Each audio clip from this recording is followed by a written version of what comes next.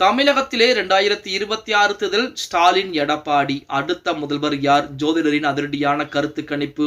நண்பர்களே, அதிமுக தொண்டர்களாக இருந்தீங்க அப்படின்னா மறக்காம நம்ம சேனலை சப்ஸ்கிரைப் பண்ணிட்டு இந்த வீடியோக்கு ஒரு லைக் பண்ணிருங்க. அடுத்த முதலமைச்சராக யார் வரப்போகிறார் அப்படிங்கிற தகவலை பார்த்தீங்கன்னா ஜோதிடத்தின் அடிப்படையிலே சில கணிப்புகள் என்பது வெளியாகிறது. அதை லைனா வாசிக்க ஆரம்பிக்கிறேன், நீங்களே கேளுங்க நண்பா. தமிழ்நாடு சட்டமன்றத்துக்கு 2026ஆம் ஆண்டு தேர்தல் என்பது நடைபெற இருக்கிறது. இந்த தேர்தலை இதுவரை தமிழர்கள் பார்க்காத ஒரு தேர்தலாகத்தான் இருக்க போகிறது. இதற்கு முக்கிய காரணம் தமிழக வெற்றி கழக தலைவர் விஜய் வருகை, திமுக கூட்டணியில் விரிசல், அதிமுக பாஜக கூட்டணி, உட்கட்சி பிரச்சனை போன்றவை என்றென்றலாம். அடுத்த ஆண்டு நடக்க உள்ள தமிழ்நாடு தேர்தல் தொடர்பான கருத்து கணிப்புகள், ஆட்சியை பிடிக்கப் போவது யார் என கணிப்புகள் வெளியாகிக் கொண்டே. இந்த நிலையில் ஜோதிடம் மூலம் 2026 யார் வெற்றி பெறுவார்கள் என ஜோதிடர் ஒருவர் வீடியோ வெளியிட்டிருக்கிறார். இது குறித்து விரிவாக பார்த்தோம் அப்படின்னா 2026 வெல்லப்போவது மு.க. ஸ்டாலினா, எடப்பாடி பழனிசாமி. ஜோதிடர் கோபாலகிருஷ்ணன் வெளியிட்ட வீடியோவிலே 2026 முதல் அமைச்சராக யார் இருப்பார் என கணித்து கூறுகிறார்.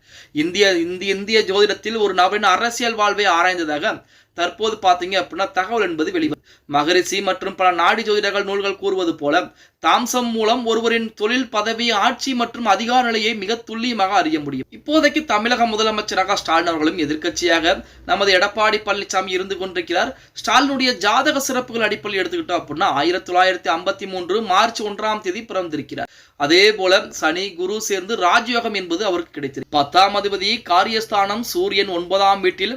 அதே போல அதிகாரம் இருப்பதும் அப்பாவின் கருணாநிதியுடைய அரசியல் பாதையை தொடர்ந்து முன்னேற்றத்தை உறுதி செய்கிறது. சனி, குரு, புதன் போன்ற கிரகங்கள் வலுவாக இருப்பதால் ராஜயோகம் மிக தெளிவாக உள்ளது. 2026 தேர்தல் நேரத்திலே சனி, குரு ஆகியவை அவருக்கு சாதகமான இடத்தில் 5-9 கூட்டணி அமைத்து இருக்கின்றது. இது மிகப்பெரிய வெற்றிக்கான படியாக சுட்டிக்காட்டப்பட்டிருக்கிறது. ராகு, கேது பிற கிரகங்களோடு இணைவது இல்லாததால் இடையூறுகள் குறைவு. இதனால் 2026 தேர்தலில் ஸ்டாலின் மிக வலுவான நிலையில் இருந்து கொண்டிருக்கிறாராம். அதே போல எடப்பாடி பழனிசாமி ஜாதகத்தின் அடிப்படையில் எடுத்துக்கிட்டீங்க அப்படின்னா மகர லக்னம், சனி அதிபதி, தாம்சத்தில் 10ஆம் அதிபதி 8ஆம் வீட்டில் ராகுவுடன் சேர்ந்து இருப்பது பெரிய குறை. இது அதிகாரத்தில் நிலைத்தன்மை இல்லாமல் பிறர் உதவியால் மட்டுமே முன்னேற்றம் கிடைக்க உதவுகிறது.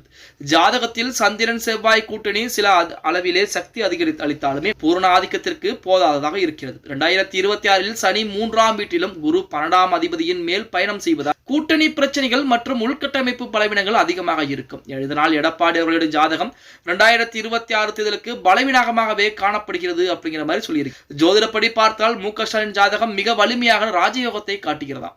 எடப்பாடி பழனிசாமியுடைய ஜாதகம் பலவீனத்தை சுட்டி காட்டுகிறதாம். எனவே 2026 சட்டமன்ற தேர்தலில் ஜோதிட கணிப்பின்படி ஸ்டாலின் வெற்றி பெற வாய்ப்பு என்பது மிக அதிகமாகவே இருக்கிறது என ஜோதிடர் இறுதியிலே கூறியிருக்கிறார். இவரது இந்த கணிப்பு பலிக்குமா அல்லது ஏமாற்றத்தை கொடுக்குமா அப்படிங்கிறது 2026 சட்டமன்ற முடிவுகள் வெளியான பின்புதான் உறுதி செய்ய முடியும் அப்படின்னே கூட சொல்லலாம். பொறுத்திருந்து பார்க்கலாம். இது எப்படி இருந்தாலும் 2026 சட்டமன்றத்தில் என்பது அதிமுகவா திமுகவா அப்படிங்கிறத பொறுத்திருந்தான் பார்க்க வேண்டும். ஓகே கைஸ், வீடியோ பிடிச்சிருந்தா மறக்காம லைக் பண்ணிருங்க.